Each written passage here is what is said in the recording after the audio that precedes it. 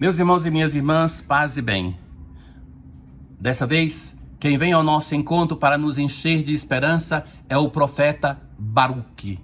Baruque, ele era secretário de um grande profeta, do profeta Ezequiel. Então, o texto de hoje vai dizer assim: despe, ó Jerusalém, a veste de luto e de aflição. Chega, abandona a tua tristeza, o teu luto, a tua aflição.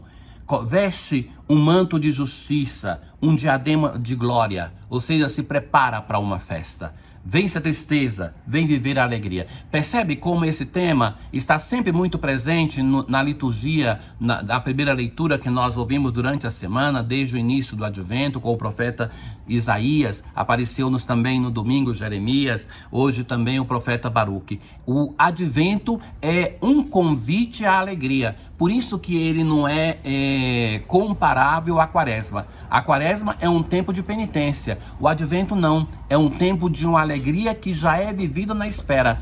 Quando nós temos algo grandioso que vai acontecer, esta festa acontece já na preparação da festa. Então o Advento já é uma alegria vivida em antecedência. Deus mostrará teu esplendor, ó Jerusalém. Então o discurso é dito à cidade de Jerusalém. É a cidade de Jerusalém que se deve transformar. O seu esplendor vai ser mostrado e ela vai ser chamada paz da justiça e glória da piedade. Levanta-te, Jerusalém, põe-te no alto e olha para o oriente. Vê teus filhos reunidos pela voz do Santo de Deus, desde o poente até o levante, jubilosos por Deus ter se lembrado deles. Então, que Deus não esqueceu o seu povo.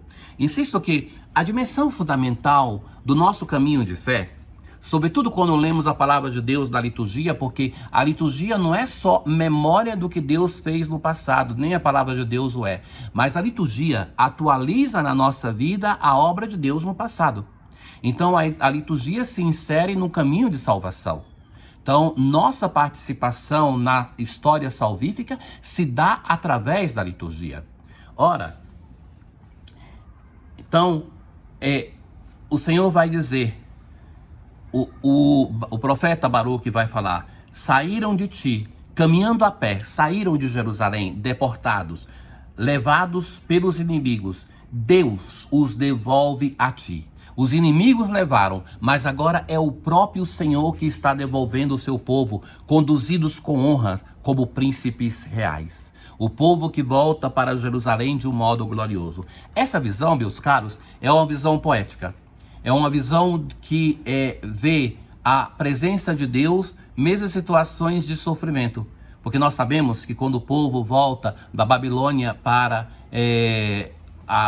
Jerusalém, eles encontram a cidade destruída, são mal recebidos por aqueles que estavam, que pensaram assim, porque aqueles foram deportados, eles foram roubados por aqueles que ficaram.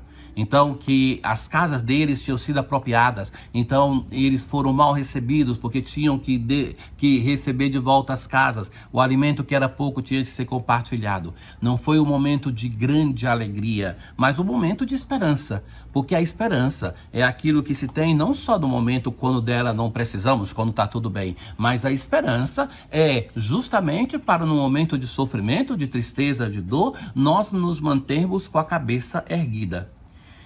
Deus ordenou que se abaixassem todos os altos montes. Deus começa então a preparar o caminho do seu povo, para o povo não cansasse subindo e descendo a montanha, que então as montanhas se abaixassem, que os vales se enchessem para aplanar a terra. E as florestas e todas as árvores odoríferas darão sombra a Israel, para que não sofra do sol, por ordem de Deus. Sim, Deus guiará Israel com alegria, à luz de sua glória, manifestando a misericórdia e a justiça que dele procedem. É o Senhor mesmo que... E é interessante isso, porque veja que a descrição é muito concreta. É muito concreta, de um Deus que abaixa a montanha, que enche os vales. Então, essa proximidade de Deus. Talvez a nossa experiência de Deus se tornou muito racional. Que tal nós pensarmos essa dimensão de um Deus que é próximo? Já no domingo passado nós víamos aquilo que Paulo dizia a uma comunidade e que hoje de novo ele vai repetir. Mas antes, o salmo responsorial é cheio de expressões de júbilo. Encheu-se de sorriso nossa boca. Sim, maravilhas fez conosco o Senhor, exultemos de alegria. Ceifarão com alegria, cantando de alegria voltarão. Então são expressões de júbilo que dizem, olha, o Senhor está agindo na nossa história, o Senhor é conosco. Então, o apóstolo Paulo hoje, a sua amada comunidade de Filipe, ele vai dizer assim, rezo por vós com alegria, por causa da vossa comunhão na divulgação do Evangelho. E que tenho a certeza de que aquele que começou em vós uma obra, há de levá-la à perfeição. Então, essa necessidade que nós devemos sentir em nós, que não estamos terminados, mas estamos em caminho e que precisamos sempre cooperar com a obra de Deus para chegarmos à perfeição. E isto eu peço a Deus, que o vosso amor cresça sempre mais. Hoje, no Evangelho, nós temos o início do ministério do João Batista. E o nosso evangelista Lucas, ele vai primeiramente situar no tempo e depois no espaço a história de João Batista. E ele vai dizer assim que, em relação ao grande império romano, era o 15º ano do império de Tibério César.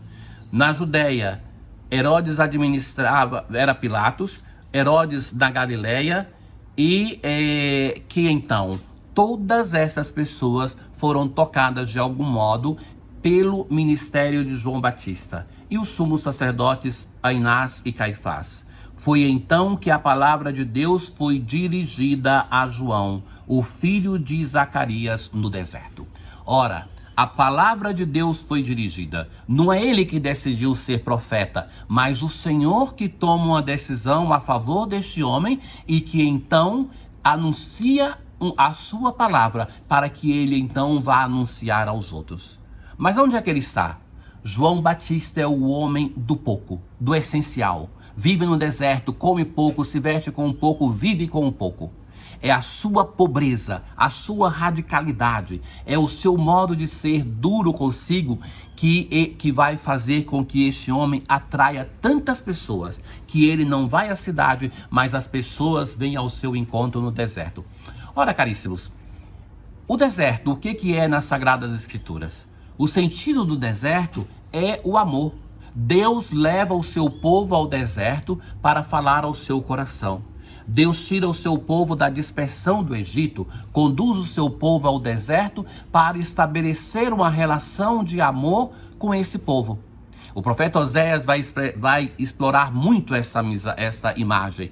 O deserto não é visto na tradição bíblica como um local de sofrimento. Sim, é um local de sofrimento, um local de viver com pouco, mas sobretudo vai ficar na memória do povo de Israel que é um local aonde ele estabeleceu a relação de amor, aonde não tinha mais outras seduções e que vai ficando cada vez mais o Deus único, o Deus do povo de Israel, o povo de Israel do seu Deus.